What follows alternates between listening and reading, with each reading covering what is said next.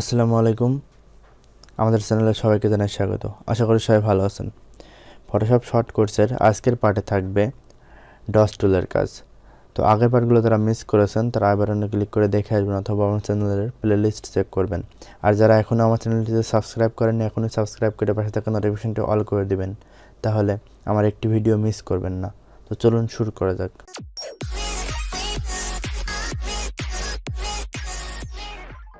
তো এই টুলের মাধ্যমে আমাদের কোনো যেই ইমেজটাতে লাইট কম থাকবে বা যে ইমেজটা খুবই আলো কম, সেই যে ইমেজটা কালো দেখা যাবে, সেই ইমেজটাকে একটু উজ্জ্বলতা বাড়ানোর জন্য এই ডস টুলটি ব্যবহার করা হয়ে থাকে। তো আজকে আমি একটি ইমেজ নিয়েছি। তো এই ইমেজটার কীভাবে ডস টুলের মাধ্যমে একটু ব্রাইট করা যায় সেটি আজ দেখাবো।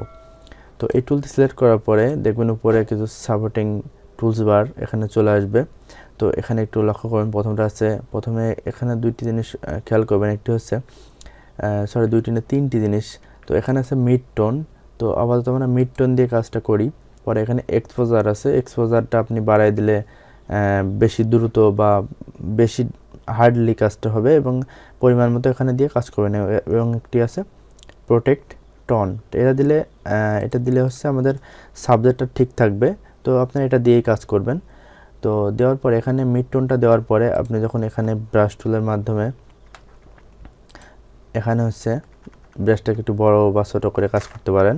ছোটো করে কাজ করলে জিনিসটা সুন্দর হবে। তো এখানে যখন আপনি ড্র্যাগ করবেন, তো আমি একটি লেয়ার এটাকে কপি করে রাখি, তাহলে পরিবর্তনটা বুঝতে পারবেন। তো এখান থেকে আমি যখন এটাকে ব্রাশ করব, দেখুন একটু উজ্জ্বলতাটা বেড়ে যাচ্ছে, ওভারঅল উজ্জ্বলতাটা বেড়ে গেল। তো এটা পরিবর্তনটা আপনার এখানে লেয়ারটাকে হাইড করে দিলে বুঝতে পারবেন যে কতটুকু পরিবর্তন হয়েছে। তো এখান থেকে এই পরিবর্তনটুকু আপনার এখান থেকে বুঝতে পারবেন। তাছাড়াও আপনি চাইলে এখান থেকে দেখা যাচ্ছে যে আমি এটাকে আবার কপি করার পরে এখান থেকে এক্সপোজারটা একটু বাড়াইয়ে দিই, সেক্ষেত্রে কী হয় দেখুন, তাহলে অতিরিক্ত মাত্রায় মানে একটু বেশি হার্ডলি হোয়াইট হবে। সেক্ষেত্রে আপনারা বুঝতে পারতেছেন যে কী পরিমাণ পরিবর্তনটা। আচ্ছা, তো এখন আপনারা যদি চান যে এখান থেকে আমি এটাকে আবার কপি করি, তো এখান থেকে যদি মিড টোনের জায়গায় আমরা শ্যাডো দিই তাহলে কি হবে, তাহলে এখানে যেখানে যে শ্যাডো আছে শ্যাডোর জায়গায় বেশি হোয়াইট হবে, মানে যেখানে যখন শ্যাডো আছে শ্যাডোর মাত্রাটা একটু কমে যাবে। তো দেখুন এখানে বেশি শ্যাডো আছে, তো শ্যাডোটা চলে যাবে।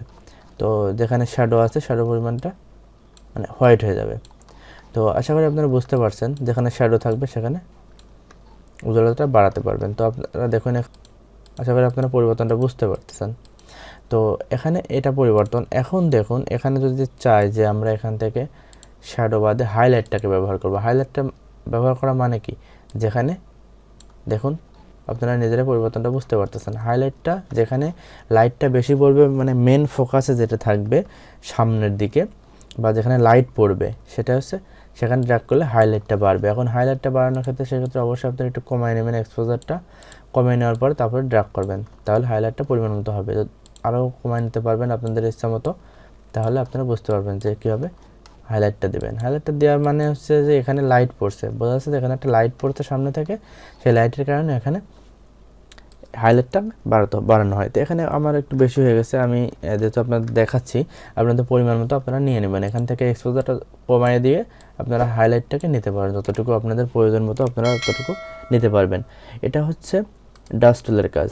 তো আশা করি আপনারা বুঝতে পারছেন। এখানে আপনাদের পরিমাণ মতো আপনারা আপনাদের মতো নিয়ে নেবেন, এক্সপোজারটা কম বেশি করে, এবং হাইলাইট শুধুমাত্র হাইলাইট করার জন্য মিড টোনটা আছে, ওভারঅল আপনি এটাকে ব্রাইট করতে পারবেন এবং শ্যাডো দিলে আপনার শ্যাডোর পরিমাণটা উজ্জ্বলতা বাড়াতে পারবেন, শ্যাডোর পরিমাণটা কমে যাবে তখন। তো আশা করি আপনারা বুঝতে পারছেন যে কীভাবে ডস টুলের কাজ করতে হয়। তো পরবর্তী ভিডিও দেখার জন্য সবাইকে আমন্ত্রণ জানিয়ে শেষ করছি আজকের মতো। ধন্যবাদ সবাইকে। আসসালামু আলাইকুম।